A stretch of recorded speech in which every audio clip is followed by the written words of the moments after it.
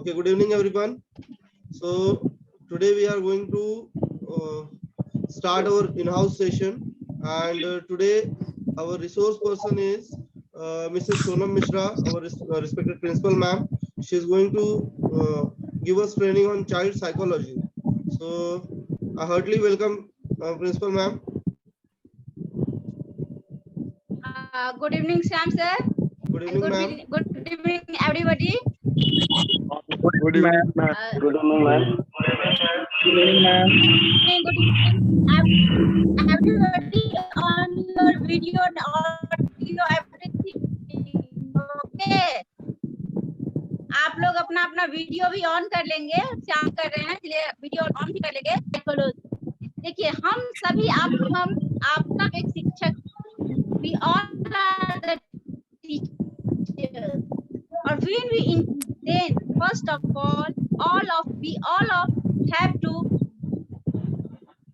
understand the psychology, child psychology. जब हम लोग क्लास में टीचर करते हैं तभी हम लोग जानते हैं कि बच्चे की साइकोलॉजी, मानसिकता क्या है। बच्चे की हम सब जान रहे हैं कि बच्चे की जो ये अवस्था है, बच्चे की अवस्था तीन तरह की होती है। एक 3 वर्ष में बच्चा मजबूती प्राप्त करता है, जो बाल्यावस्था होता है जिसमें शारीरिक, मानसिक और संवेगात्मक भी विकास होती है। तो सबसे पहले हम लोग जानते हैं कि what is the meaning and definition of child psychology. Child psychology को समझ करके हम चाइल्ड का डेवलपमेंट करते हैं। तो हम लोग चाइल्ड का डेवलपमेंट कैसे करते हैं? सबसे पहले मेरा जो अपना मानना है कि चाइल्ड साइकोलॉजी है क्या, तो बाल विज्ञान बालक के व्यवहार एवं अनुभव का ही विज्ञान। बाल विज्ञान बालक के व्यवहार एवं अनुभव का विज्ञान है। आप लोग जो सीटेट का एग्जाम भी दे रहे होंगे, जिसमें से क्वेश्चन आते हैं, चाइल्ड साइकोलॉजी से क्वेश्चन आते हैं और टीचर्स के लिए बहुत जरूरी है चाइल्ड साइकोलॉजी। तो बाल विज्ञान है क्या, चाइल्ड साइकोलॉजी क्या है? चाइल्ड साइकोलॉजी है बालक के व्यवहार एवं अनुभव के ही विज्ञान है। और इसमें ये जो है बच्चे का सबसे महत्वपूर्ण, इसमें जो अवस्था आना शुरू होता है बच्चे की, एक ये स्टेजेस होते हैं, 5 स्टेजेस होते हैं इसके। चाइल्ड के 5 स्टेज होते हैं। एक न्यू बॉर्न का होता है 0 से लेकर के 3 मंथ तक, ये आ गया न्यू बॉर्न, इसके 5 स्टेज। सेकेंड स्टेज आ जाता है इन्फेंट। इन्फेंट में 3 महीने से लेकर के 12 महीने तक की जो अवस्था होती है वो होता है इन्फेंट का। उसके बाद आता है टॉडलर। टॉडलर के लिए 1 से 3 साल, जैसे अभी देव है, देव क्या है, टॉडलर है। तो 1 से 3 साल जो टॉडलर की हुई। उसके बाद आता है प्री स्कूल हो जाता है, 3 से 4 साल में हो जाता है प्री स्कूल, और स्कूल की एज हो गई 4 से 5 ईयर्स। अब हमारा यहाँ पर क्वेश्चन है कि आप लोग सोचेंगे कि मैम ने अभी हमको चाइल्ड साइकोलॉजी हम पढ़ाने के लिए जा रहे हैं, तो मैम ने ये मुझे 5 स्टेजेस क्यों बताए हैं? तो teachers, it is very necessary for us, first we have to understand the stage, what is the stage of the children, so why it is, and it is very important, so why it is important to understand the development of the stage, why it is important to understand the developmental stage, क्यों यह जरूरी है समझना। ये 2 चीज समझना बहुत जरूरी है कि why it is important to understand the developmental stage और what are the stages of child development in psychology।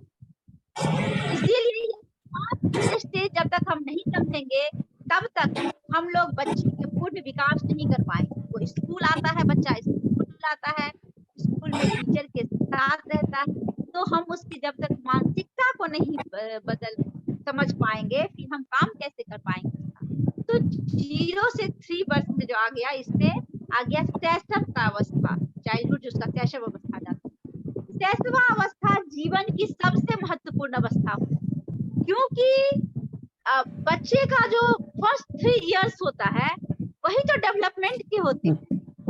ये फर्स्ट 3 इयर्स में ही बच्चा जो है जब अंतिम तीसरा होने लगता है उस समय बच्चा मजबूती प्राप्त कर लेता है, उसकी सारी विकास हो चुकी होती है, शारीरिक विकास भी, मानसिक विकास भी और उसकी संवेगात्मक विकास भी। फिर आता है बाल्यावस्था। बाल्यावस्था 6 से 12 वर्ष तक होती है। इस बाल्यावस्था में बच्चे का शारीरिक, मानसिक एवं संवेगात्मक विकास होती है और टीचर के लिए ये जो है बच्चे की चाइल्ड के डेवलपमेंट को समझना भी बहुत ही जरूरी है, क्योंकि टीचर, इन्वायरमेंट और स्टूडेंट एक दूसरे के का पर्याय बन जाते हैं और एक दूसरे का पर्याय बन करके ही अपना चुनौती देते हैं। किसी भी टीचर को सक्सेसफुल होने के लिए स्टूडेंट के अवस्थाओं का ज्ञान प्राप्त करना ही होगा। जब तक टीचर उसके बच्चे के स्टेज को नहीं समझ पाएंगे तब तक वो सक्सेसफुल नहीं हो पाएंगे, और अगर वो सक्सेसफुल नहीं हो पाएगा तो वो क्लास सक्सेसफुल नहीं हो पाएगा। जिसका बर्निंग एग्जांपल मैं दे रही हूँ अपना प्री प्राइमरी क्लासेस को, और यह लेसन भी मैं इसीलिए देना चाहती हूँ क्योंकि मैं बार बार कह रही हूँ लेकिन हमारे प्री प्राइमरी टीचर इन बातों को समझ नहीं पा रहे हैं। इसलिए मैं चाहती हूँ कि सारे टीचर्स वीडियो और ऑडियो ऑन करके मेरे बातों को सुने। आज भी हमारा किडजी का बच्चा को वो मुझे नहीं मिल पा रहा है, वो रिजल्ट नहीं मिल पा रहा है। क्यों? क्या जाए? इसके पीछे यही कारण है, क्या उसकी जो मानसिकता है उसको नहीं समझ पाए। आज भी मैं बच्चों की मानसिकता को उसके टीचर नहीं समझ पाए। जब तक टीचर इन्वायरमेंट को और स्टूडेंट को दोनों को जब तक एक दूसरे को नहीं पर्याय बनाएंगे तब तक वो बच्चे ज्ञान प्राप्त नहीं कर पाएंगे, और जब अगर बच्चे के ज्ञान नॉलेज नहीं होंगे तो वो आप अपना जो उन लोगों का ये जो पढ़ाने का जो पद्धति है उसको, शिक्षण पद्धति को भी डेवलप नहीं कर पाएंगे, तब तो बच्चे ऐसे ही रह जाएंगे। इसके लिए है क्या, सबसे पहला इसका प्रिंसिपल क्या है, तो बच्चे को सबसे पहले तो दिशा का ज्ञान होना अनिवार्य है।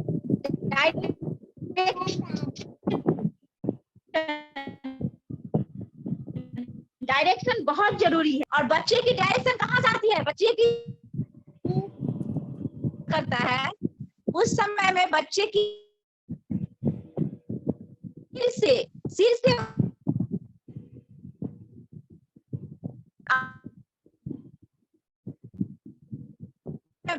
बैठे होंगे, एग्जाम में बैठे होंगे तो ये क्वेश्चन अक्सर आती है। ये क्वेश्चन पूछा जाता है कि बच्चे की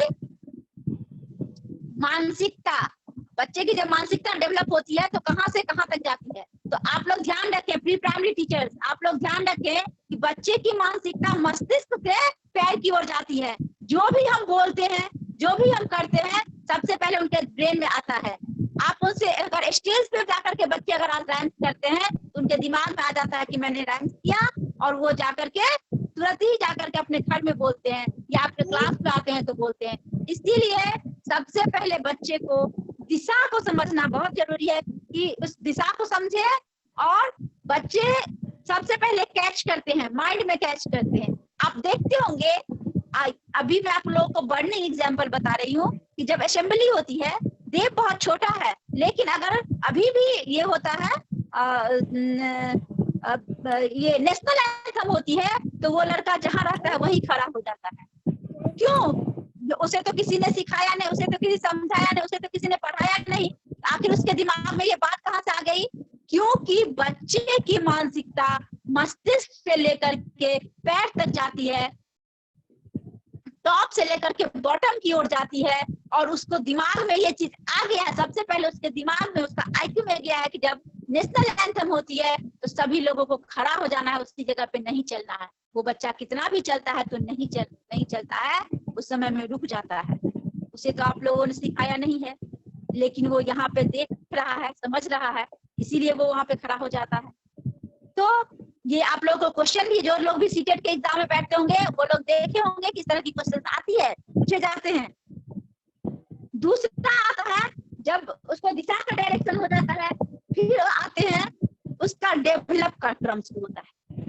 जब पहले तो बच्चे को दिशा का ज्ञान हो गया, अब उसके डेवलपमेंट के क्रम शुरू हो जाते हैं। डेवलपमेंट का क्रम कैसे शुरू होता है, तो सबसे उसके देखिए, आप लोग इस चीज को ध्यान रखें, प्री प्राइमरी टीचर्स आप लोग ध्यान रखें, और आप लोग इसी तरह से बच्चे को पढ़ाएं तो बच्चे समझ पाएंगे, अच्छे से समझ पाएंगे। जब उनको डेवलप करने का आता है, आपका क्लास कैसे डेवलप होगा, तो बच्चे की डेवलपमेंट पहले होता है सुनना, उसके बाद होता है बोलना, उसके बाद होता है लिखना। आप लोग आते हैं, चलो जी लिखो, रोल नंबर 1 2 3 हो गया, अपना अपना कॉपी निकालो और लिखना शुरू कर देते हैं। ये कभी नहीं हो सकता है, बच्चे तब कभी नहीं पढ़ पाएंगे, क्योंकि बच्चे की मानसिकता है, उसकी डेवलपमेंट का शुरू तभी होगा, पहले बोलना, पहले आप बोलिए, उसके साथ पहले बोलिए।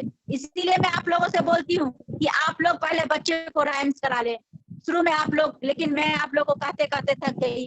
आप लोग अपने ही पता नहीं कौन से ज्ञान में झुके हुए हैं कि वो इस बातों को नहीं समझते हैं, लेकर के कॉपी लेकर के बैठ, चलो लिखते लिखते अभ्यास करते रहते, लिखने के लिए शुरू हो जाते हैं। जबकि बच्चे को डेवलप करने के लिए पहले बच्चे के लिए है सुनना, पहले बच्चे सुनता है, फिर उससे बोलवाइए, फिर लिखाइए, देखिए आपका रिजल्ट कितना बेहतर होगा। आखिर अप्रैल से बच्चा एडमिट है क्लास में, 6 महीने होने वाले, आज तक आपका क्लास क्यों नहीं पीसफुल हो पाया है, क्यों आपका क्लास आज तक क्लास नहीं बन पाया है, क्यों ऐसे हो रहे हैं, इसके पीछे have you ever thought about it, why it is happening so?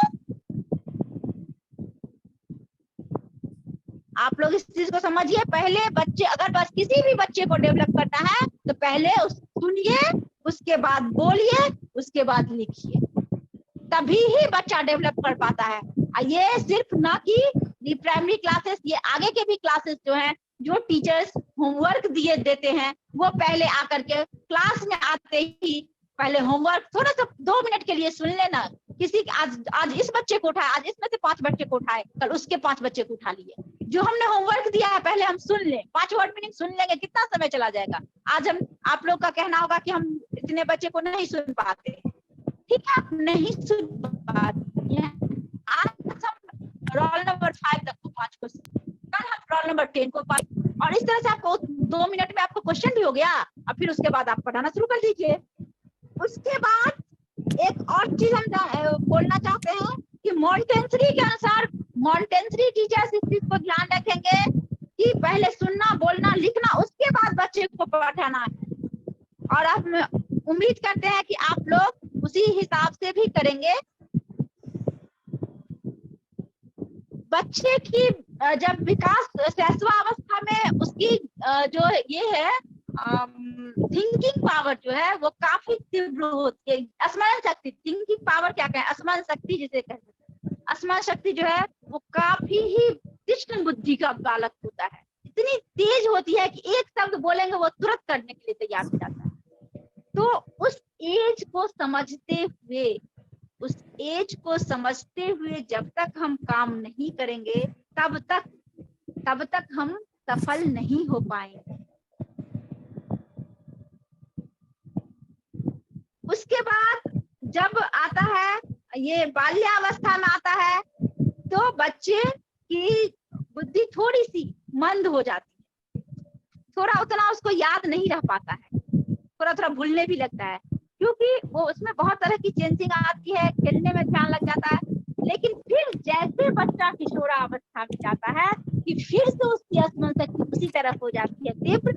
और इसीलिए मेरे प्यारे शिक्षकों, मैं आप लोगों से चाहती हूँ कि आप अपने बच्चे को इसी हिसाब से चलाते रहें, और आपका हर एक बच्चा क्यों नहीं कर सकता है, बच्चा बिल्कुल करेगा।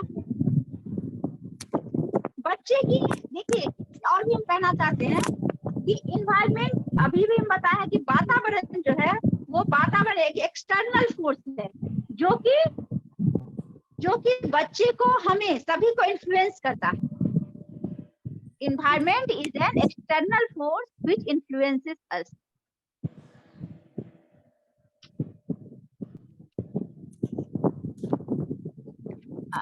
आपके क्लास में आप ये भी देखते होंगे कि बहुत कुछ बच्चा जिद्दी होते हैं, तो उस जिद्दी बच्चा को हम कैसे कैसे सही कर सकते हैं, उस जिद्दी बच्चा को हम सही राह पे कैसे ला सकते हैं? जब तक हम उसके मानसिकता को नहीं समझेंगे, बच्चे के मानसिकता को समझना बहुत ही अनिवार्य है। जब तक हम बच्चे के मानसिकता को नहीं समझ, बच्चे नहीं, हमें बच्चे के मानसिकता को समझना है। और दूसरी बात में जो हमारे टीचर्स इसमें प्राइमरी स्टेज में प्राइमरी के टीचर हैं या जो हमारे टीजीटी टीचर हैं, उन लोगों को मैं फिर से कहना चाहती हूँ कि जब तक आप जब भी क्लास में इंटर करते हैं तो क्लास में इंटर करने से पहले आप डेफिनेटली लेसन प्लान बना लीजिए, क्योंकि if you don't plan then children will plan for you. If you don't plan then children will plan for you. इसीलिए जब भी आप क्लासरूम में जाते हैं तो आप पहले, आजकल कुछ बच्चे का किसी सब्जेक्ट के प्रति कंप्लेन आने लगा है। आप सब में ये you all of have enough talent, enough tenacity, I have no doubt on your calibre, लेकिन क्लास आजकल हो गया है।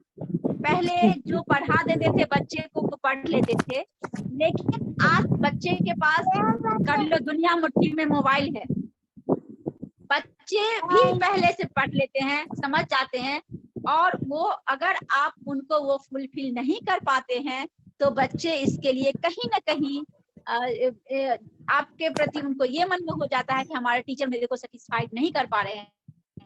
सो teachers, you all are kind requested कि when you first you have to plan before entering the class. If you don't plan, then children will plan for you.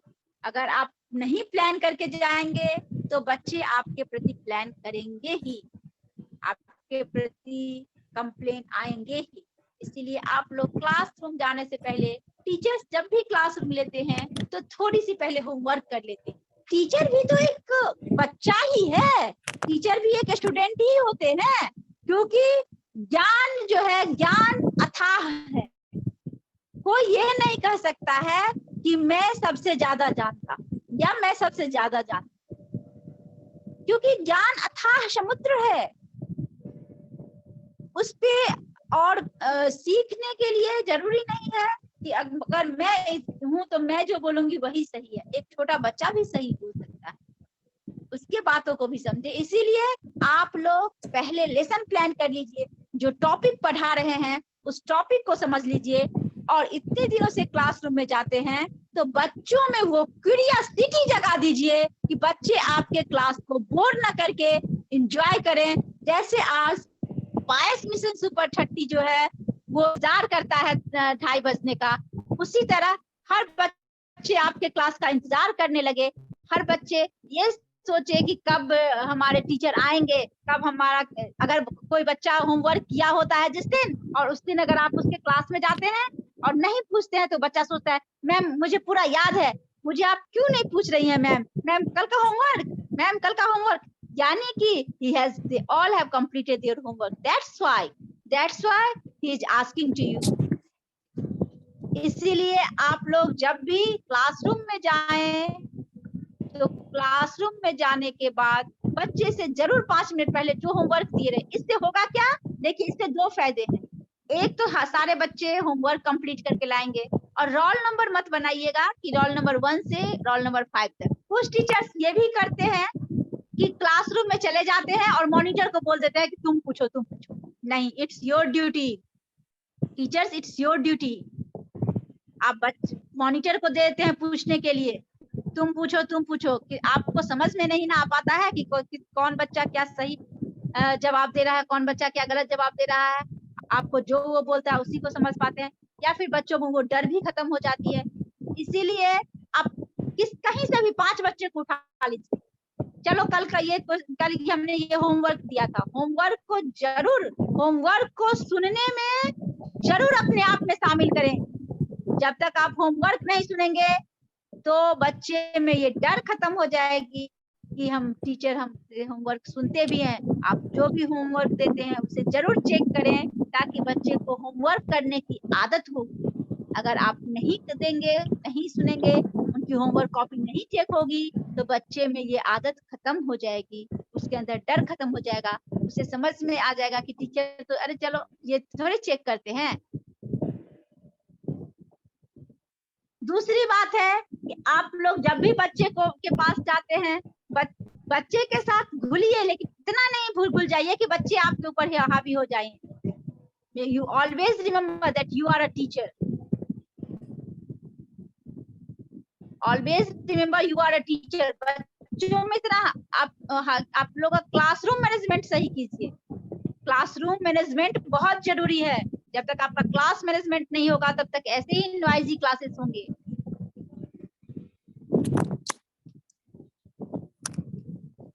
तो जब तक बच्चे के साइकोलॉजी को नहीं समझ पाइएगा तब तक आपका क्लास स्मूथ रन ही नहीं करेगा।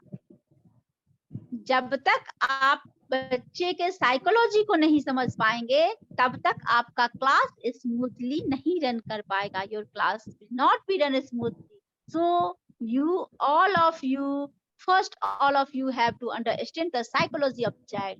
First the child psychology, then you can develop their mind, then you can develop your class, then you can develop their handwriting, everything you can develop. क्योंकि बच्चे आप ही के पास तो आए हैं। 2/3 parts they spend in the school. बच्चे अपने दिन के 2/3 parts आपके पास स्पेंड करते हैं। फिर रिजल्ट आप पेरेंट्स से कैसे? रिजल्ट तो हम आपसे चाहेंगे ना। I need the result from your side. I need the result from your side. And how can you develop your class? How can you develop your class? अब मैं 5 मिनट समय देती हूँ आप लोगों को क्वेश्चन पूछने के लिए। आप लोग अगर कुछ मुझसे पूछना चाहते हैं तो इस बीच में पूछ सकते हैं। श्याम सर,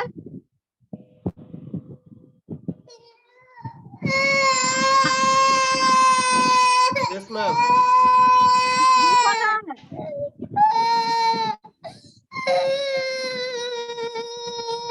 अरे ये कौन रो रहा है?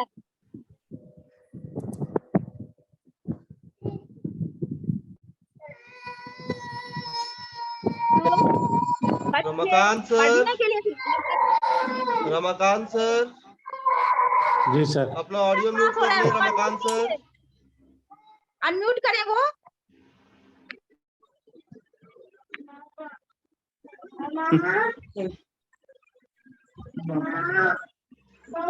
Okay, any teachers? Do you have any doubt? Last 9 minutes we have.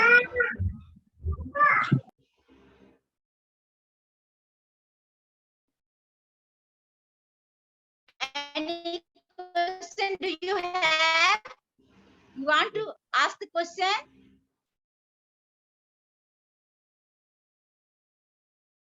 Once again, I want to say child psychology is the behave and feeling of the science. What is child psychology? Child psychology is the feeling and behave of science. अब आप इसी को समझ करके अगर आप काम करेंगे तो आपका क्लास कभी भी खराब नहीं होगा, आपके क्लास बेहतर होंगे। और मैं उम्मीद करती हूँ कि हमारे प्री प्राइमरी टीचर्स इस चीज को फॉलो करेंगे और मुझे रिजल्ट देखने को मिल जाएगा। बहुत जल्द मुझे रिजल्ट देखने को मिलेगा। Pre primary teachers, can I expect from your side? Pre primary teachers? Yes ma'am. आप लोग बच्चे के मानसिकता को पहले समझें। आप लोग कहते हैं कि बच्चे नहीं होमवर्क कर पा रहे हैं, बच्चे नहीं याद करके आ पा रहे हैं। बच्चे क्यों नहीं याद करके आ पा रहे हैं? क्या आपने कभी उसकी मानसिकता को समझा, उस बच्चे को रीड करने की कोशिश की? आप पहले उस बच्चे के माइंड को, उसके साइकोलॉजी को रीड कीजिए। अगर आप बच्चे के साइकोलॉजी को जब तक रीड नहीं कर पाएंगे तब तक आप एक सक्सेसफुल टीचर नहीं बन पाएंगे। पहले बच्चे के मानसिकता को आप लोग समझिए।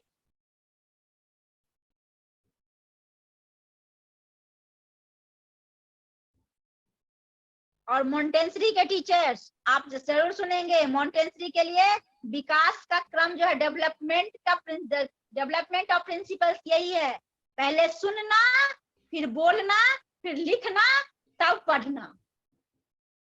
पहले सुनाइए उसको, कुछ भी आप बोलते हैं उसको सुनेगा बच्चा पहले, फिर उससे बोलवाइए।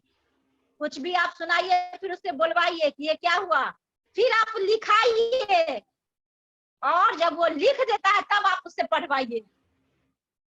और इस चीज को अगर आप फॉलो करेंगे, I am damn sure your class will be 100%। इस चीज को आप लोग मॉन्टेसरी टीचर्स जो हमारे हैं, प्री प्राइमरी टीचर्स, उस इन शब्दों को जरूर ध्यान रखें। How can develop your child? First सुनना, फिर बोलना, फिर लिखना, फिर पढ़ना। और देखिए आपका क्लास से कभी हल्ला नहीं होगा। Okay, thank you teachers, thank you for the watching me, and Syam sir also thanks for giving me a time, and I was the part of this session, child psychology. Thank you so much. Thank you, ma'am. Thank you, ma'am. Thank you very much. Thank you, ma'am. Thank you, ma'am. Okay, teachers, today's attendance will be sent in the group today. Okay, in a few minutes. Teachers, may I ask the question? Teachers आप मेरे को बताएंगे, बच्चे में दिशा का सिद्धांत जो होता है वो कैसा होता है? बच्चे में दिशा के सिद्धांत क्या है?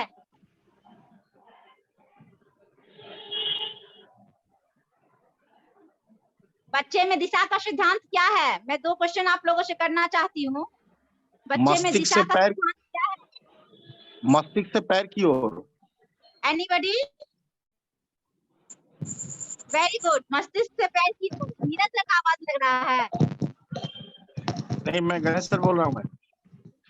कौन? गणेश सर? गणेश सर बहुत अच्छा। Yes, गणेश सर बहुत अच्छा। गणेश सर एक और क्वेश्चन मुझे करना मैं चाहती हूँ। मॉन्टेसरी टीचर्स मेरे को बताएंगे, विकास के ये मॉन्टेसरी के अनुसार विकास के क्रम का क्या चिन्ह है? मॉन्टेसरी के अनुसार विकास के क्रम का क्या चिन्ह है? आप लोग के सीटेट के क्वेश्चन में भी ये क्वेश्चंस आते हैं, इसी तरह का क्वेश्चन आता है। मॉन्टेसरी के अनुसार विकास के क्रम का चिन्ह क्या है, या विकास के क्रम का सिद्धांत क्या है? What is the principle of development of children? सुनना, बोलना, लिखना और पढ़ना। Very good Ganesh sir, very good Ganesh sir. Ganesh sir ने लगता है सेशन को पूरे अच्छे से सुने हैं। Thank you Ganesh sir, thank you for the you have given your valuable time for listening me. Okay, thank you so much. Thank you. और अब आप लोगों को कैसा ये सेशन कैसा लगा? बहुत अच्छा लगा मैम, जो बहुत ज्ञानवर्धक रहा जो। Thank you so much, Syam sir. Thank you so much. Okay, ma'am. Thank you.